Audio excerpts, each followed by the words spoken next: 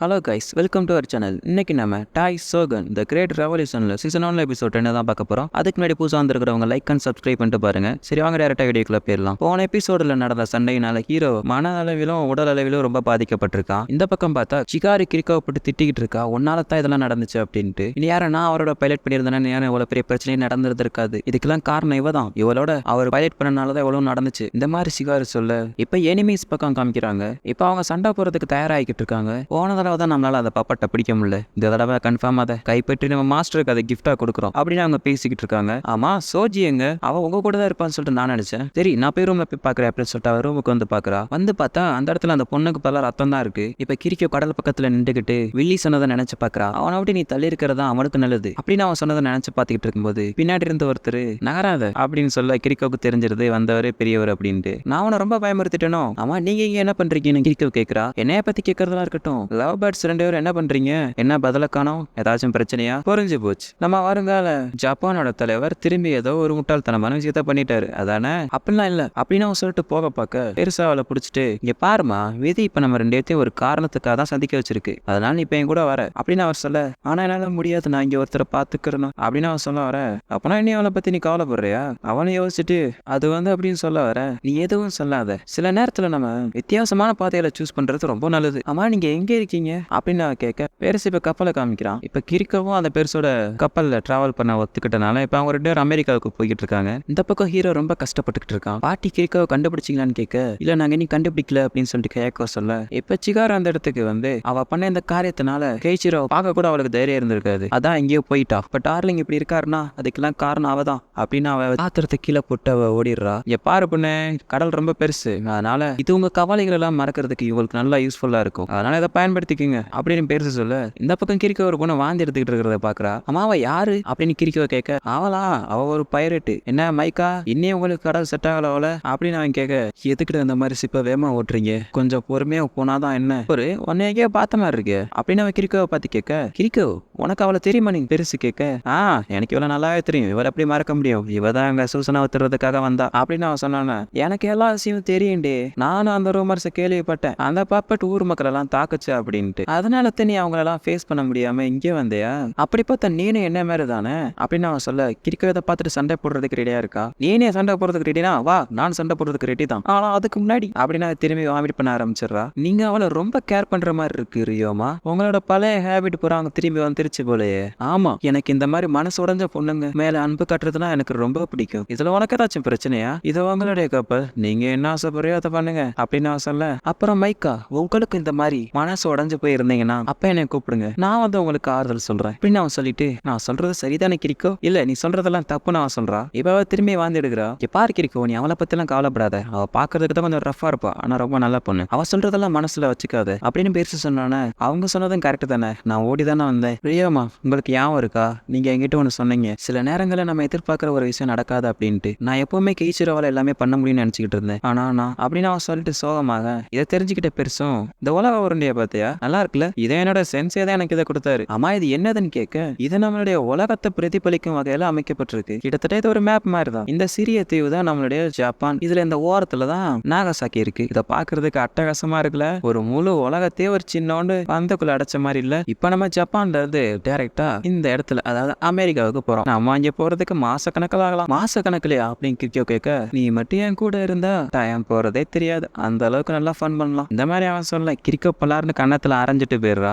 நான் என்ன சொன்னேன்னு சொல்லிட்டு இப்படி அடிச்சுட்டு போறா. கிரிக்கோ கப்பல்ல இருந்து சூரியன் மறையறத பாத்துக்கிட்டு இருக்கா. அப்ப நம்ம பெருசு சொன்னதை யோசிச்சு பாக்குறா. நீங்க என்னதான் உங்களுடைய பாதையை மாத்தினாலும் கடைசியில நீங்க உங்களை எதிர்கொள்ற மாதிரி தான் வரும். இப்ப ஹீரோ பயங்கரமான ஒரு கனவு காண்றான். 3 பயங்கரமான ஒனிகாமிக்கு முன்னாடி ஹீரோ இருக்கிற மாதிரி. இப்ப வெளியில இருந்து ஹயக்கோ பாட்டி அவர் ரொம்ப கஷ்டப்படுறாரு அப்படின்னு சொல்ல, இல்ல அவ கொஞ்சம் தூங்கிக்கிட்டு இருக்கான், அதெல்லாம் பிரச்சனை இல்லை அப்படின்னு சொல்லிட்டு பாட்டி சொல்றாங்க. ஆனா எனக்கு இந்த மாதிரி இவனை பாக்குறதுக்கு ரொம்ப கஷ்டமா இருக்கு, அந்த ஒனிகாமியை யாராலையும் கண்ட்ரோல் பண்ண முடியாது அப்படின்னு பாட்டி சொல்ல, என்ன எதுக்கு இவரை நீங்க சூசனாவை பைலட் பண்ண வச்சீங்க அப்படின்னு அவன் கேட்க, ஒரு நிஞ்சாவா அது என்னுடைய வேலைமா. என்னது வேலையா? ஆமா, டோக்குகாவா கைச்சிரோ சூசனாவை கண்ட்ரோல் பண்ணி ஏடாவுக்கு போய் சோகன் ஆகணும் அப்படின்னு தான் விதிக்கப்பட்டிருக்கு, அதனாலதான் அவனை இவ்வளவு கஷ்டப்பட்டு வளர்த்தேன். ஆனா இப்போ நான் யோசிச்சு பார்த்தா நான் பண்ணதெல்லாம் சரியான எனக்கே சந்தேகமா இருக்கு இந்த மாதிரி பாட்டி சொல்ல, உங்க மேல தப்பு இல்ல பாட்டி, கைச்சிரோ தான் அவராதான் முடிவெடுத்து இந்த போர்ல சண்டை போட்டாரு அப்படின்னு அவன் சொல்ல, நீ என்னை சமாதானப்படுத்துறதுக்கு தான் அதெல்லாம் சொல்றேன்னு எனக்கு தெரியுது, இருந்தாலும் நான் உயிரோட இருக்கிற வரைக்கும் கைச்சிரோவுக்கு ஒன்றும் ஆக விட மாட்டேன், அது மட்டும் இல்லாம உங்களுக்கான பதவி நீங்க தான் சூஸ் பண்ணணும் அப்படின்னு பாட்டி சொன்னேன்னு எனக்கு புரிஞ்சு பாட்டி, நான் அவ சொல்றா. இப்ப கப்பல்ல பெருசு கிரிக்கோ இங்க வந்து பார், ஸ்டார்ஸ்லாம் எவ்வளவு அழகா இருக்குன்னு. இப்ப பெருசு அப்படியே கிரிக்கோ கிஸ் பண்ண போக கிரிக்கோ பெருசை தள்ளி விட்டுறா. நான் கொடுக்க வந்த கிஸ் வேணான்னு சொன்ன முதல் நீதான், இதுதான் அதுக்கான கரெக்டான நேரம் அப்படின்னு பெருசு சொல்ல, இல்ல என்னால முடியாது நீ மன்னிச்சிருங்கன்னு சொல்றா. இப்ப பெருசு அங்க போயிட்டு இருக்கிற கப்பலை ஒத்து பாத்துக்கிட்டு இருக்கான். இந்த பக்கம் ஹயாக்கோ வந்து கிணத்துல இருந்து தண்ணி எடுத்துக்கிட்டு இருக்கும்போது அந்த சோஜின்ற பொண்ணு ஒளிஞ்சிருந்து பாத்துக்கிட்டு இருக்கா. கிரிக்கோ நீ ஒரு தடவை நான் யாருன்னு என்கிட்ட கேட்ட ஞாபகம் இருக்கா? எனக்கு ஞாபகம் இருக்கு அப்படின்னு சொல்லிட்டு கிரிக்கோ சொல்றா. இந்த கேள்வி எனக்கு சின்ன வயசுல இருந்துச்சு, நான் யாரு, என்னால என்ன பண்ண முடியும் அப்படின்ட்டு. அப்பதான் நான் ஃபாரினர்ஸ் மீட் பண்ணேன். அவங்க என்ன பத்தி தெரிஞ்சுக்க விரும்பினாங்க. நம்ம ஜப்பான்ல அப்படி என்ன நடக்குது அப்படின்னு சொல்லிட்டு தெரிஞ்சுக்க, அவங்க நம்மளை பத்தி தெரிஞ்சுக்கிறதுக்கு தான் வந்தாங்களா அப்படின்னு கிரிக்கோ கேட்க, ஆமா என்னோட 21 வயசுல நானும் அந்த பிளாக் ஷிப்ல தான் இருந்தேன். என்னோட ஆசைலாம் எல்லா கண்டத்தையும் போய் சுத்தி பார்க்கணும். அதான் அப்பதான் ஒரு விஷயத்தை பத்தி தெரிஞ்சுக்கிட்டேன். நம்ம இந்த சின்ன நாட்டிலே இருந்தா நம்மளால பெரிய பெரிய விஷயத்தெல்லாம் பார்க்க முடியாது. அதனால முதல்ல இங்க இருந்து வெளியில போகணும் அப்படின்னு சொல்லிட்டு அந்த பிளாக் ஷிப்ல நான் ஏறினேன். அவங்க நம்ம நாட்டோட ட்ரேட் பண்ணணும்னு சொல்லிட்டு ஆசைப்பட்டு வந்தாங்க. ஆனா எனக்கு அப்ப தெரியல அவங்க நிஜமாலே ட்ரேட் தான் பண்ண வந்தாங்களா அப்படின்ட்டு. அப்பதான் நான் அதை பார்த்தேன். அதோட பேரு தான் ஒனிகாமின்னு சொன்னாங்க. அந்த அளவுக்கு பயங்கரமா இருந்துச்சு. என்னோட அதிர்ஷ்டம் உயிர் பிடிச்சதே பெரிய விஷயம். அது பண்ண அட்டாக்னால தான் எனக்கு இப்ப கையில எவ்வளவு பெரிய தழும்பு வந்திருக்கு. ஆமா ஒனிகாமி எதுக்கு பயன்படுத்தினாங்கன்னு உங்களுக்கு தெரியுமான்னு கிரிக்கோ கேட்க, எனக்கு தெரியும். டோகுகாவா ஃபேமிலி தான் ஒனிகாமியை பயன்படுத்தி சிவில் வார முடிவுக்கு கொண்டு வந்தாங்க. ஆனா போரோட முடிவுல பல ஒனிகாமிகள் அழிக்கப்பட்டுச்சு. ஆனா அதுல 2-3 ஒனிகாமிகள் மட்டும் தப்பிச்சிச்சு அப்படின்னு பேர் சொல்ல, அப்ப அதுல ஒண்ணுதான் சூசனாவா அப்படின்னு கிரிக்கோ கேட்க, மேபி இருக்கலாம் அப்படின்னு சொல்லிட்டு, ஆனா போர் முடிஞ்சதுக்கு அப்புறமாட்டி அந்த ஒனிகாமியெல்லாம் சீல் பண்ணாங்க. ஆனா யார் அந்த சீலை உடைச்சாங்கன்னு இப்போ வரைக்கும் யாருக்கும் தெரியல. அந்த சீலை உடைச்சா என்ன ஆகும் அப்படின்னு கிரிக்கோ கேட்க, தெரியல, அப்புறம் விதமான சக்தி கிடைக்குன்னு சொல்லிட்டு வெளியில சொல்லிக்கிறாங்க. ஆனா இதை பயன்படுத்துறவங்க கையில தான் இருக்கு. அந்த சூசனாவை நன்மைக்கு பயன்படுத்தணுமா இல்ல தீன்மைக்கு பயன்படுத்தணுமா அப்படின்ட்டு. என்கிட்ட ஒரு ஃபாரினர் சொன்னா அந்த மாதிரி ஒரு ஒனிகாமி வந்து நாகசாக்கில இருக்கு அப்படின்ட்டு. அதனாலதான் நான் பார்க்க வந்தேன். அதுவும் அந்த ஒனிகாமியை எந்த மனுஷன் கண்ட்ரோல் பண்றான் அப்படின்ட்டு பாக்குறதுக்காக. நீங்க கீச்சிரோ சொல்றீங்க அப்படின்னு கிரிக்கோ கேட்க, ஆமா அவரால் மட்டும் தான் நம்ம நாட்டை சுத்தப்படுத்த முடியும். நீங்களும் அப்படித்தானே நினைக்கிறீங்க? நான் சொன்னது சரிதானே? ஆமா நீங்க சொன்னது சரிதான். நானும் கீச்சிரோ மாஸ்டர் நம்புறேன். இப்ப நடக்கிறதெல்லாம் வச்சு பார்த்தா நம்ம அமெரிக்கா போக முடியாது போலயே அப்படின்னு பேச சொல்ல, கிரிக்கோவும் ஆமா இப்ப நீங்க நாகசாக்கிக்கு வண்டியை விடுங்கன்னு சொல்றா. அதை பத்தி நீ கவலைப்படாதமா, நம்ம இயற்கை நாகசாக்கில தான் இருக்கோம் அப்படின்னு பெருசு சொல்றான். இப்ப யாரும் இல்லாத நேரமா பார்த்து அந்த சோஜின்ற பொண்ணு ஹீரோவை கொல்றதுக்காக ஹீரோ ரூம்க்கே வந்து ஹீரோ அட்டாக் பண்ண போக அயோக்கோ வந்து தடுத்துடுறா. நீ நினைக்கிற மாதிரி எதுவும் நடந்திருக்காது, நான் உனக்காக தான் காத்துக்கிட்டு இருப்போம், அதனால எதுக்கும் கவலைப்படாத அப்படின்னு சொல்லிட்டு பெருசு சொன்னோன்னே கிரிக்கோ டாங் சொல்றதுக்காக வர, நீ எதுவும் சொல்ல வேணாம்னு உன அப்பவே சொன்னல அப்படின்னு பெருசு சொல்ல, இப்ப சிகாரு வந்து கிரிக்கோ இங்க தான் போனாலோ அப்படின்னு சொல்லிட்டு அவளை பத்தி யோசிக்க, ஐகோஸ்கே அந்த இடத்துக்கு வந்து நீங்க இங்கதான் இருப்பேன்னு எனக்கு தெரியும், ஆமா நீங்க கிரிக்காவை பத்தியே கவலைப்படுறீங்கன்னு அவன் கேட்க, நான் ஏன் அவளை பத்தி கவலை பண்ணணும் அப்படின்னு சொல்லிட்டு சிகாரும் சொல்ல, திடீர்னு பார்த்தா கடல்ல இருந்து ஒரு 5 ஷிப்ஸ் வந்துகிட்டு இருக்கு. இப்ப இந்த பக்கம் பார்த்தா அயோக்காவுக்கும் அந்த சோஜின்ற பொண்ணுக்கும் சண்டை நடந்துகிட்டு தான் இருக்கு. அந்த பொண்ணுக்கு அயோக்காவை பார்த்துட்டு, நீங்க இன்னும் பழி வாங்குறதுக்காக அவன் பின்னாடி தான் சுத்திக்கிட்டு இருக்கீங்களா, உங்களுக்கே இது கேவலமா இல்ல அப்படின்னு அவன் சொல்ல, அவனும் பழி வாங்குறதுக்காக மட்டுமே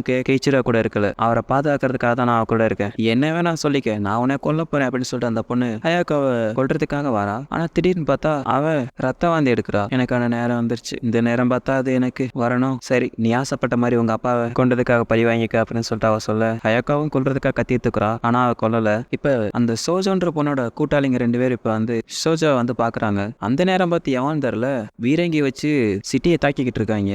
இதை அவளுக்கு பார்த்துட்டு முடிஞ்ச வரைக்கும் இங்க இருந்து வேகமா போகணும் அப்படின்னு சொல்லிட்டு அவளுக்கு அங்க இருந்து கிளம்பிடுறாளுங்க. நிறைய பீரங்கிய வச்சு நாகசாக்கின்ற டவுனே தாக்கிக்கிட்டு இருக்கு. இப்ப கிரிக்கோ மட்டும் ஹீரோ நோக்கி ஓடிக்கிட்டு இருக்கா. இப்ப ஹீரோ அவரோட கனவுல வில்லனோட ஒளிகாமிய பாக்குறான். இப்ப அதை அப்படியே மறைஞ்சு ஒரு அழகான தேவதை மாதிரி ஹீரோ கண்ணுக்கு தெரியுது. இப்ப ஹீரோ கண்ணை முடிச்சு பாக்குறான், முன்னாடி கிரிக்கோ இருக்கா. அப்பனா அதை நீங்க தானே அப்படின்னு ஹீரோ சொல்றான். இந்த பக்கம் பார்த்தா அந்த கப்பல்ல இருக்கிறவங்க பீரங்கிய வச்சு இங்க தாக்கிக்கிட்டு தான் இருக்காங்க. இப்ப நம்ம பெருசோட கப்பல்ல காமிக்கிறாங்க. 21 வருஷத்துக்கு முன்னாடி நான் என்ன ஃபீல் பண்ணணும் அதே உணர்வு இப்ப எனக்கு வருது அப்படின்னு பெருசு சொல்றான். ஷிப்ல யார் அந்த மாதிரிலாம் வேலை பண்ணிக்கிட்டு இருக்கா அப்படின்னு சொல்லிட்டு பார்த்தா நம்ம வெறுப்பருக்கு தான் பண்ணிக்கிட்டு இருக்கா அப்படி அந்த மாதிரிலாம். இப்ப அந்த வெறுப்பருக்கு என்ன சொல்றான்னா, இனிமே இங்க இருக்கிற ஒனிகாமில நமக்கு தான் சொந்தம் அப்படின்னு அவன் சொல்ல, இதோட எபிசோட முடிச்சிடுறாங்க. ஓகே கைஸ், அடுத்த ஒரு எபிசோட நான் உங்களை சந்திக்கிறேன். அது வரைக்கும் டாடா பை, see you.